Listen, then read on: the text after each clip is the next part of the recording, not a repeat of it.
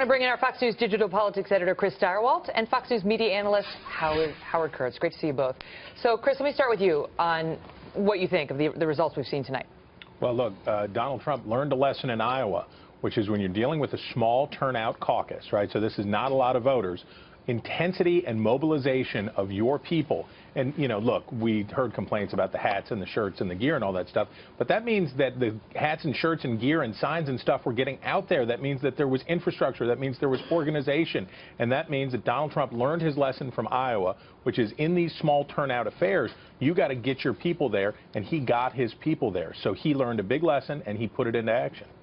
Howie, what, you know, the GOP establishment is over there saying, huh, right? And they don't seem like they know what to do, because they have 4 candidates against Trump who are not going anywhere and don't plan on getting out of this race anytime soon, if you listen to them. They seem befuddled, and they've been befuddled from the very beginning. The story of this election really is that the GOP establishment doesn't have much clout, isn't as in touch with the voters, the Republican voters in these primaries and caucuses, apparently, as Donald Trump has been. And to me, Nevada is all about who gets the jet fuel and who sputters going into the dozen contest next Tuesday. So Trump, now having won in 3 different regions of the country, the whole narrative about is he unstoppable, that is now flying high, and the party's going to be even more desperate to somehow knock some other people out of the race, try to get a one-on-one with Trump. But for Ted Cruz, if he in fact finishes 3rd, this deepens the sense that he's losing altitude. He's had a bad week. There was another dirty tricks incident, although by firing his communications director yesterday, a day before the caucuses, he made that a bigger story by a factor of 10. But if he can't win evangelicals here against Trump, and if Trump, according to the entrance poll cited by Martha McCallum, has won Hispanics, that's going to change a lot of people's thinking about his electability if he indeed makes it to the fall. Yeah, and thank you for mentioning that Cruz let go his communications director. I think earlier we had said campaign manager, and it's communications director.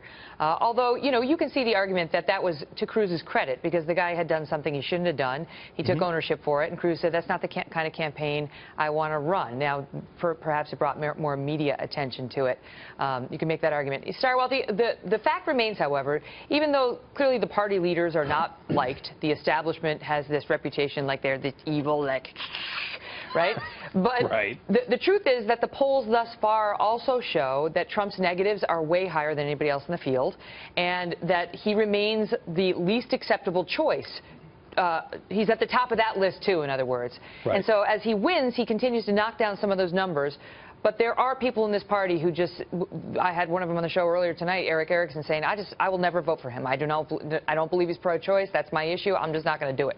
Well, look, nothing about tonight changes Donald Trump as an uncertain trumpet for the Republicans in a general election. I doubt there are that many Hispanic voters in the Republican caucuses in Nevada. They're 1 out of 10. What this is demonstrating is that there are, Donald Trump does have organization. He is building momentum. And the Republican Party had waited too long to try to stop him.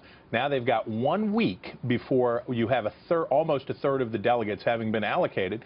And they might fail to stop him for having waited too long. But that doesn't mean that he is a certain bet or a strong bet against Hillary Clinton in the general election. In fact, many would argue that his high negatives, trouble with female voters and other things, could put the Republican Party in big trouble in November. And that thinking, though, as the exit polls demonstrated, hasn't filtered into the Republican electorate, or at least the folks who turned out today. But, you know, she has some high negatives, too, Howie. Her negatives are, they're high, too. There is an aura about Donald Trump, and just tonight he crashed a caucus polling place where Glenn Beck was speaking on behalf of Ted Cruz. He gets away with this sort of thing. He gets away with not being a doctrinaire conservative. He gets away with getting into a spat with Pope Francis. And what happened here tonight will just add to that aura that he is a winner, and that, I think, will affect future contests, because we'll see the numbers shift if he can keep this up. All right, guys. Great to see you both. You bet.